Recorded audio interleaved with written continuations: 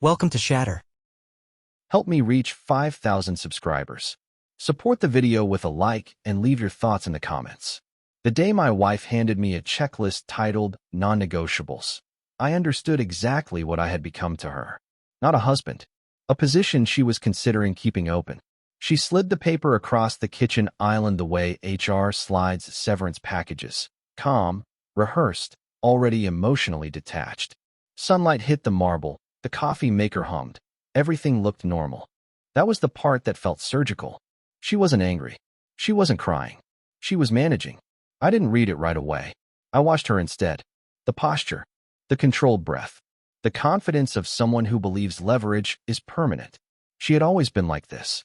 Olivia built her career evaluating people, assigning value, optimizing outcomes, development plans, growth frameworks, performance reviews.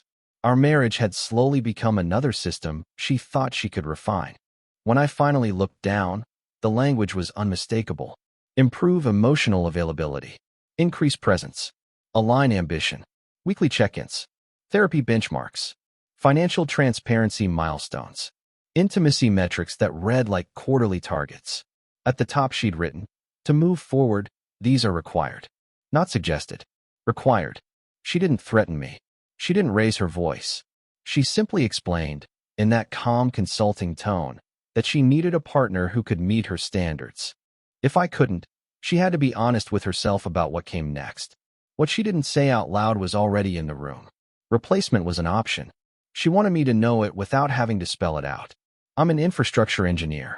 I design systems meant to survive pressure, failure, time. I know the difference between negotiation and an exit interview. So I thanked her. That part confused her. I could see it register, then get filed away as compliance. She assumed silence meant agreement. That was her first mistake. I stood up, walked to my desk, and took out a pen. On the back of her checklist, I wrote one word. Just one. No bullets. No explanations. I handed it back to her and said, evenly, that this was the only change I'd be making. She looked down. Read it. Froze. Because for the first time, she realized I wasn't trying to pass her evaluation. I was stepping out of the structure entirely. And that was the moment the project she thought she controlled quietly stopped existing. After that morning, Olivia acted like the checklist episode was resolved. In her mind, friction had been addressed, expectations clarified, momentum restored. She moved through the apartment with a lighter step, already reorganizing the future in her head. That's what she did best, assume compliance and move on. I didn't correct her. Outwardly, I followed the script. I showed up to the therapy intake she booked. I nodded during the language about rebuilding alignment. I didn't challenge the framing. Engineers don't fight blueprints. We redesign foundations. Inside, something had already shifted. Not anger. Not sadness. Detachment. The kind that comes when you realize you're no longer inside the system you're being measured by. I started small. Quiet changes that don't announce themselves. I separated accounts under the justification of financial clarity. She liked that phrase. It sounded responsible, progressive. I rerouted my direct deposit. Canceled automatic transfers tied to joint plans we never discussed anymore. No confrontation. Just architecture. Emotionally, I became neutral. Available, but no longer invested. Present, but not responsive in the way she was used to. I listened without offering solutions. I stopped filling silences. She talked more. People always do when control starts slipping. That's when I noticed the name. Marcus. It surfaced casually at first. A reference during dinner. A mention after a growth session. She framed him as a corporate coach she respected, someone insightful, someone who challenged her thinking. Safe. Professional. Strategically invisible. I didn't react. That was the second mistake she made. Assuming indifference meant ignorance. Patterns are my language. Timing, frequency, repetition. Late notifications muted too quickly. Calendar blocks labeled vague things like off-site or alignment. The way she'd angle her phone just slightly away, like muscle memory. I didn't check her messages. I didn't need to. Systems always leave traces. Expense reports with unfamiliar restaurants. Travel reimbursements that didn't align with her stated schedule. Small discrepancies that, alone, meant nothing. Together, they formed a structure. We were supposedly working on us. That was the phrase she used. Investing. Rebuilding. While outsourcing intimacy to someone she trusted to stay compartmentalized. The irony didn't sting. It clarified. By the time she leaned into the narrative of progress, telling friends how strong we were for doing the work, I had already disengaged from the emotional economy of the marriage. I wasn't waiting for proof. I was preparing for confirmation. The moment she believed she'd regained leverage was the moment she lost sight of the fact that I was no longer negotiating. I was observing.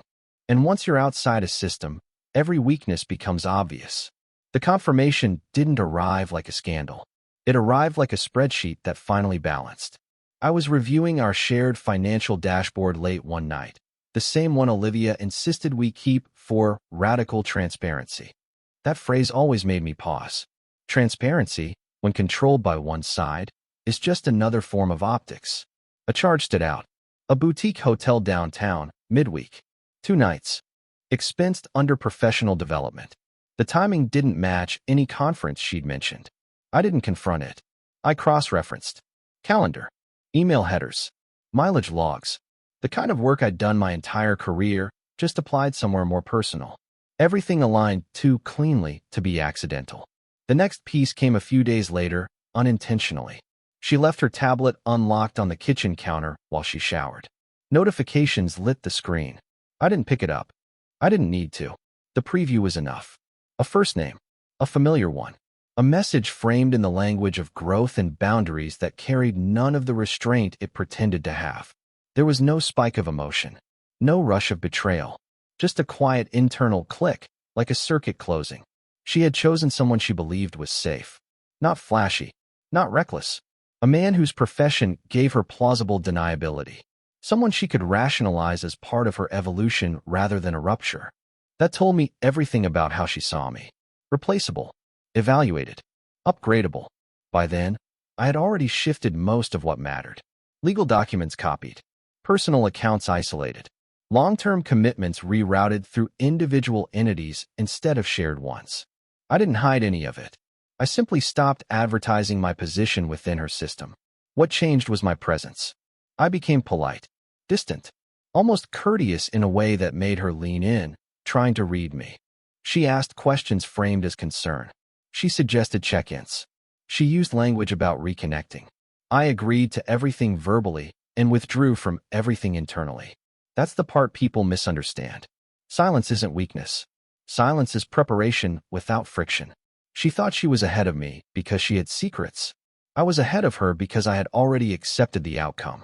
When you stop needing someone to choose you, their leverage evaporates. When you stop reacting, their strategy loses oxygen. By the time she started believing she could manage both paths without consequence, I was no longer standing at the center of her life. I was standing just outside it, watching the structure fail under its own assumptions. And once a system reveals its fault lines, collapse is no longer a question of if, only when. I didn't disappear dramatically. No packed bags in the night. No slammed doors. I simply stopped being where she expected me to be. It started with absence disguised as normalcy. A work trip extended by 2 days. A project review that suddenly required my physical presence out of state. I framed everything in language she respected. Logistics. Infrastructure risk. Deadlines that couldn't be moved. She nodded, distracted, already managing her parallel life. Then I removed the friction points. I turned off location sharing under the excuse of battery drain. I shifted my phone to silent during evenings. I stopped responding in real time. Not ignoring her, just delaying. Minutes became hours. Hours became the next morning. Each delay subtle enough to be defensible, consistent enough to be felt. She compensated by increasing contact. More messages. More check-ins masked as care. I answered just enough to stay unaccusable. The tone stayed calm. Neutral. Unemotional. The kind of tone that gives nothing to push against. Behind the scenes, I executed the final separations. Storage unit rented. Personal documents moved. A short-term lease secured under my name only. I didn't drain accounts. I didn't make statements. I reduced dependency until the system no longer required my presence to function. The night she realized something was wrong wasn't marked by an argument. It was marked by silence she couldn't resolve. She called. I didn't answer. She texted. I replied hours later with a simple acknowledgement, no explanation. The next call came faster. Then another. The escalation was almost textbook. I watched it without satisfaction. This wasn't punishment. It was consequence unfolding. She was used to controlling pace, used to setting agendas, used to deciding when conversations happened and what they meant. My absence removed the calendar from her hands. The next morning, I wasn't home. No note, no warning, just space where I had been. She didn't know where I was staying. That was intentional, not to hurt her, but to exit cleanly. You can't reset a dynamic while remaining accessible. From a distance, I observed the shift. The public confidence stayed intact. The private composure fractured. Friends noticed before I did. Subtle questions. Concern framed as curiosity. Her narrative required my participation, and I had withdrawn consent. She still believed she could recover control once I returned. That this was a phase. A tactic. Something to negotiate. She hadn't realized yet that I wasn't recalibrating. I had already left the structure.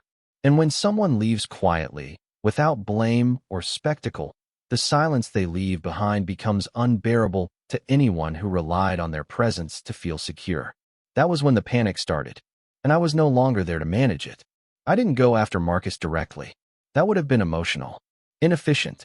Besides, people like him collapse faster when no one is visibly attacking them. What I did instead was pay attention. He was embedded in her professional circle, which meant he left footprints everywhere. Podcasts, LinkedIn posts about integrity and leadership, workshops on psychological safety. He built authority by positioning himself as a guide, not a competitor. That made him careless. From a distance, I mapped the overlaps. The companies he coached, the executives who vouched for him, the contracts that depended on reputation rather than deliverables. Influence without hard infrastructure always looks solid until it's examined. I didn't leak anything false. I didn't fabricate a story. I simply made sure existing information reached the right eyes. A scheduling inconsistency flag during a compliance review. An expense justification that didn't quite align with policy. A boundary issue framed as a concern rather than an accusation. All of it technically true. None of it traceable to me. The effect wasn't immediate. It never is. Systems resist change until pressure accumulates. Olivia noticed first. She mentioned, casually, that Marcus seemed stressed, that a client relationship had become complicated, that he was reevaluating his workload. She framed it as empathy. I heard it as disruption. What followed was subtle but telling. Fewer mentions of his name. Shorter explanations. The confidence she once carried when she spoke about him started to fracture into defensiveness. That's when I understood something important. He wasn't just an affair. He was part of her leverage. A silent comparison she never voiced but always carried. Proof that she had options, that she could upgrade if needed. When that option destabilized, so did her sense of control. Meanwhile, I stayed invisible. I didn't reappear. I didn't ask questions. I didn't offer reassurance. I lived my life on a parallel track, one that didn't intersect with hers except through absence. Friends reached out. Mutual acquaintances asked neutral questions framed as concern. I answered politely and vaguely. I didn't control the narrative. I simply refused to participate in it. The pressure on her came from everywhere except me. Professional uncertainty, social curiosity, the quiet realization that the man she thought she was managing had removed himself entirely. By the time she understood that Marcus couldn't stabilize her position and I wasn't coming back to negotiate, she was standing alone inside a structure she'd designed for control, not resilience. I didn't feel victorious. I felt clear. The truth is, I wasn't dismantling her world. I was just no longer holding it together. And once I stopped, everything she thought was solid began to show exactly how dependent it had always been on my silence. The shift became visible the moment other people stopped asking about me and started watching her. It happened gradually, the way social weather always changes before anyone names the storm. Invitations adjusted. Conversations paused when she entered rooms. Not out of hostility, but recalibration. People sense instability faster than they admit it. She had always been the composed one. The woman with language for everything. The one who framed discomfort as growth and conflict as opportunity. Now her explanations sounded rehearsed, over-articulated. She talked more and said less. At a small gathering hosted by one of her colleagues, Someone asked a question that landed differently than intended. It wasn't accusatory. It wasn't invasive. It was simple. Where I'd been lately. Whether we were still traveling together this summer. She answered smoothly. Too smoothly. I wasn't present, and for the first time, that absence couldn't be filled with a polished narrative. She spoke about schedules, commitments, transitions. The words hovered without weight. Someone else, quieter, followed up. Not directly to her. Just a comment about how long it had been since they'd seen us together. That's how control erodes. Not through confrontation, but through observation. She reached out to me later that night. Not panicked yet. Curious. Testing. She wanted to align stories. I responded hours later with a neutral acknowledgement. No reassurance. No elaboration. From then on, the isolation accelerated. Friends she once relied on became cautious. Not because they judged her, but because they didn't know where to stand. Without me anchoring the narrative, there was no stable reference point. People withdraw when context disappears. Her family noticed too. I didn't hear it directly, but the timing told the story. Increased contact. Longer calls. Questions framed as concern. When someone's private life starts bleeding into their public composure, people close to them feel it. She tried to reclaim ground by being present everywhere. More events. More visibility. More carefully curated confidence. It worked superficially, but confidence that needs witnesses is fragile. I stayed away. Not out of spite. Out of clarity. The moment someone asked her, gently, whether she thought I'd really come back after stepping away like that, something inside her fractured. It wasn't embarrassment. It was realization. She had assumed my silence was temporary, strategic, that I was waiting for the right condition to re-engage. What she was facing now was different. A reality where I wasn't positioning myself for return at all. When control is lost quietly, without accusations or scenes, it leaves no one to fight against. No villain. No resolution. Just absence. And absence has a way of forcing people to finally confront what they were relying on without ever acknowledging it. That's when she stopped managing the situation and started feeling it. By the time she finally found me, she wasn't looking confident anymore. She was looking tired. Not physically, structurally. She reached out through a channel she knew I wouldn't ignore. Practical, neutral, framed as logistics. She said there were documents that needed clarification. Nothing emotional. Nothing loaded. Just unfinished business. That choice told me everything. She was no longer trying to pull me back with connection. She was testing whether I was still reachable at all. We met in a public place. Not intimate. Not hostile. Controlled. She arrived early. I arrived on time. That difference mattered. She watched me the way people watch a system they no longer understand. I looked the same. Calm. Measured. Unreactive. What she couldn't read was what terrified her. She spoke first. Carefully. She referenced growth. Distance. Misalignment. She never mentioned Marcus. Not by name. Not even indirectly. She was still protecting a structure that no longer served her. I didn't interrupt. I didn't correct. I didn't fill gaps. Silence does work if you let it. Eventually, she shifted. The questions became personal. Whether I was staying where I was. Whether I'd been seeing anyone. Whether I still believed we were salvageable. I answered selectively. Factually. Without reassurance. Without anger. I didn't weaponize the truth. I just didn't offer comfort. That's when she broke pattern. She admitted she felt like she was losing something she couldn't replace. Not a relationship. A position. A certainty. A role she had assumed was stable. She asked if I was punishing her. That question revealed the last misunderstanding. I told her I wasn't doing anything to her. I was just no longer doing things for her. That landed harder than any accusation could have. She realized then that there was no confrontation coming. No dramatic reveal. No demand for explanation. The affair, the manipulation, the checklist, all of it had already been processed and filed away. I wasn't waiting for her to confess. I was already gone. She tried once more to reframe the moment, to suggest rebuilding from honesty, to imply that transparency now could reset everything. I didn't argue. I didn't dismiss it. I simply said that I'd already rebuilt, just not with her at the center. That was the moment isolation fully set in, not because I rejected her, but because she finally understood that the version of me she was negotiating with no longer existed. And there was nothing she could offer that would bring him back. The actual confrontation didn't look like one. There were no raised voices, No accusations stacked like evidence. That's what made it unbearable for her. She reached out again a week later, this time without pretext. No logistics. No neutral framing. Just a request to talk. Not to fix anything, she said. Just to understand where she stood. Understanding was the last thing I owed her, but I agreed. Not out of obligation. Out of finality. We met during the day, in a place that offered no privacy beyond the illusion of it. She looked composed until she sat down. Then the control slipped in small ways. Hands too still, breath too measured. The posture of someone bracing for impact that never comes. She spoke about the distance between us as if it were mutual, as if we had drifted together.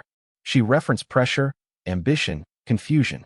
She framed her choices as reactions to unmet needs, not decisions she'd owned. I let her finish.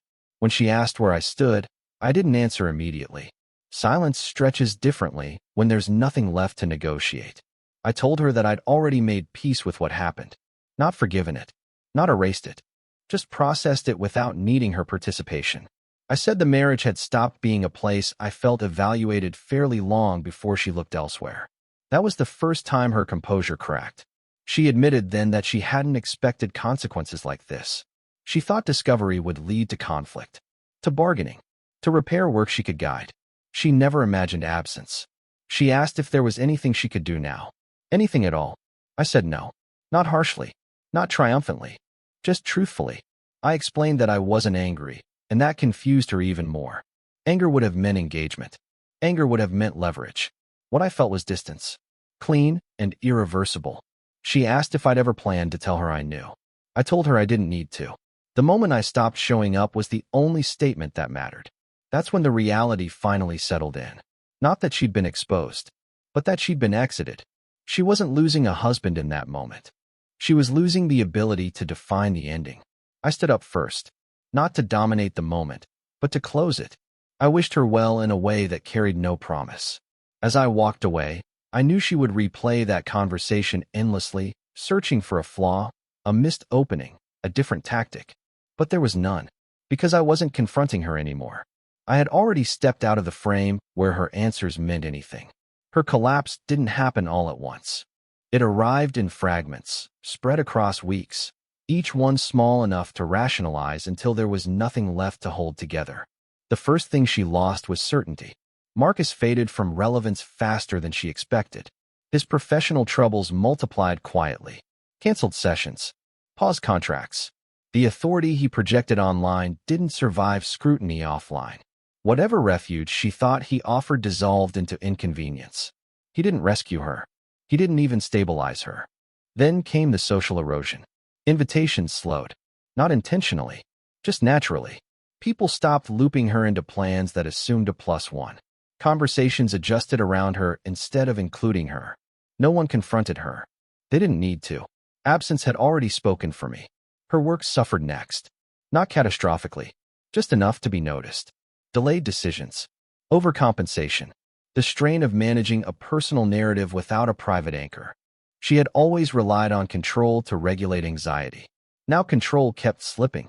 That's when the memories started surfacing. Not nostalgia. Precision. Moments she'd dismissed when they happened. My consistency. The way I handled crises without spectacle. The nights I stayed up fixing problems she never had to think about. The quiet support she'd stopped registering because it was always there. Each recollection landed like a delayed invoice. Paid too late to reverse the cost. She reached out once more. Not to negotiate. Not to explain. Just to say she finally understood what she'd taken for granted. I didn't respond. Not because I wanted her to suffer, but because understanding, once it arrives after the fact, doesn't change outcomes. It just clarifies them. From what I heard later, the realization hit hardest when she tried to rebuild her life without the infrastructure I'd provided silently for years. Emotional steadiness. Financial predictability. A partner who didn't need to be managed. Those things aren't dramatic when present. They're devastating when gone. She didn't unravel publicly. She maintained her image. But privately, the weight accumulated. Every quiet evening. Every decision made alone. Every time she reached for reassurance that no longer existed. I didn't watch closely. I didn't need updates. Her trajectory was no longer relevant to mine. I had already transitioned into a life that didn't require justification or defense. The collapse wasn't her punishment. It was simply the moment she finally felt the full absence of the man she believed would always be there to absorb the consequences of her choices. And by then, I wasn't. The last time I saw her wasn't planned. It never is when something has already ended. We crossed paths months later in a place neither of us had chosen for significance. No symbolism. No stage. Just coincidence doing what it does best when history has already settled. She noticed me first. I could tell by the way her posture changed before she turned. That instinct was still there. Awareness sharpened by loss. She looked different. Not broken. Just recalibrated in a way that hadn't finished settling. The confidence was present, but it no longer floated. It had weight now. Cost. She didn't approach immediately. That mattered. It told me she had learned at least one thing. Control isn't reclaimed by force. When she finally did come closer, she didn't ask for anything. No explanations. No reopening. She said she hoped I was well. She said she finally understood that she had treated the marriage like a framework instead of a bond. I believed her. Not because she needed me to, but because the timing was too late to be strategic. She asked if I was happy. I didn't answer directly. Not out of mystery. Out of boundaries. I told her my life was stable. Quiet. Built on terms that didn't require constant evaluation. I told her I wasn't angry, and that there was nothing unresolved on my side. That was the moment she truly let go. Not because I rejected her again, but because she saw there was no role left for her to play. She nodded, stepped back, wished me well in a way that carried acceptance instead of hope. We didn't hug. We didn't linger. We didn't promise to stay in touch. And that was the cleanest ending we could have had. Walking away, I thought about the checklist she'd handed me that morning months ago. The certainty she'd carried. The assumption that people exist to be optimized if you just apply enough structure. What she never understood was that some men don't fight evaluations. They exit them. I didn't disappear out of spite. I didn't leave to teach a lesson. I simply stopped investing where respect had become conditional. And once you do that, there's no dramatic return. No final speech. No victory lap. Just distance. The kind that doesn't need explanation. The kind that speaks for itself. I didn't vanish. I just stopped showing up where I was no longer valued. And that was the only change I ever needed to make. Support the channel by liking, commenting, and subscribing. I promise even more interesting stories.